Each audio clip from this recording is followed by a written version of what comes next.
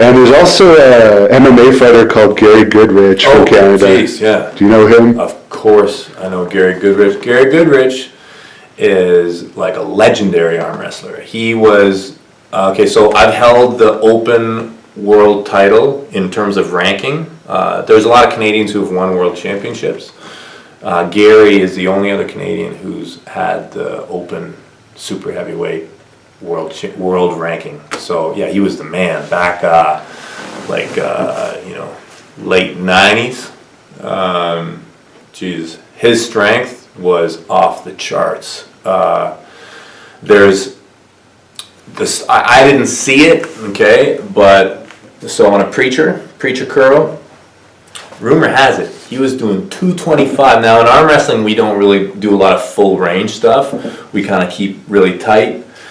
So he was doing like hammer locks. So that's that's breaking 90. So that's where the real hard stuff is. But he was breaking 90, 225 for 6 reps, which is ungodly. That's ridiculous. But yeah, he was great. And he crossed over to MMA and did pretty well. Do you think it's kind of a natural transition to cross from arm wrestling to MMA, or was he kind of unique? There's a lot of guys in arm wrestling who have, some MMA or martial arts roots in them, and arm wrestling is, I'm going to say it's a fight-based sport. Like some people think it's a strength-based sport. I'm going to tell you it's a combat-based. Okay, so it's really similar. Like arm wrestlers are really master hand fighters. That's what an arm wrestler is.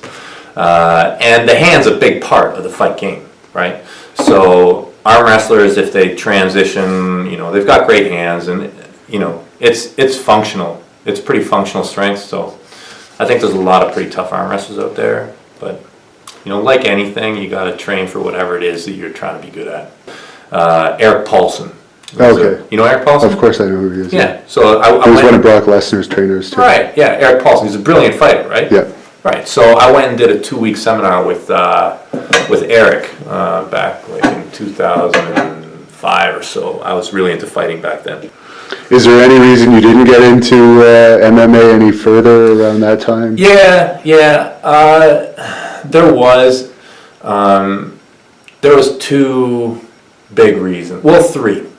So I really always had a big crush on arm wrestling. I just, something about it, I just really, really loved it. Now, I love fighting too.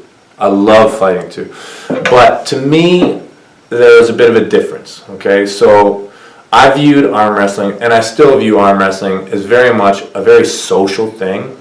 A very friendly thing, and it's a great sport. Like I can come in here and I can fucking pound with my buddies a few times a week, and at the end of it, we're all good. There's no problems, like there's no issues. And I fought since I was a kid. I started judo when I was like grade 3, and I did it my whole life. And I transitioned from one martial art to the other. Like I did Thai. I did a lot of mixed stuff. Never really took it to the next level where I was competing, but I had my feet in it heavily. But I also was in the military, and I felt that that was like the ultimate fight game, like fighting with guns. I just felt that there was, like, if you want to get really real about it, like if you want to be like really like legit, straight up, like you want to fight. There's no rules there. Right. Okay. So that to me was the ultimate UFC, and that's kind of what I dedicated most of my life towards, was being in the military. So I felt that I had my real fight game, and then I had my sport fight game, and my sport was my arm wrestling. I considered heavily, switching.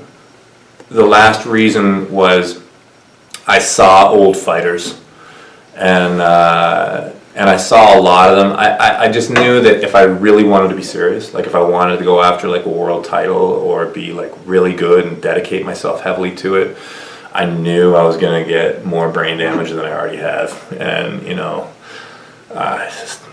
I'd rather just get trashed elbows. Did you find it hard keeping up your training when you were in the military? Because I think I read you were in Afghanistan for a tour. Yeah, I did many tours. And military is a great place to take care of your physical fitness. There are obstacles, for sure there are. But out of all the jobs, like if you have a job, yes, that's going to mess with your routine as a pro athlete, right? Like not having a job is better, but if you got a job, the military feeds you. It's an extremely physical lifestyle. And there's times when you're basically in like a training camp, like, you know. So physically, I think it was probably really good for me. Like, I mean, you do a tour of Afghanistan. Anybody who's done a tour, you know, most guys put on, like, most guys, so say you're like a 220-pound dude, and you're like kind of regular and like okay shape, you normally come back like 10 pounds heavier and ripped, you know, just because, you know, you get your food taken care of, you know, somebody's doing your laundry, your only job is going out on patrol or whatever it is job you're doing over there and working out. That's it. So I think it probably helped me in my life. What trade were you in? Well, I started out in the infantry, and then in 2001 I moved to the Special Forces, and I spent the rest of my career there. And I just retired yesterday.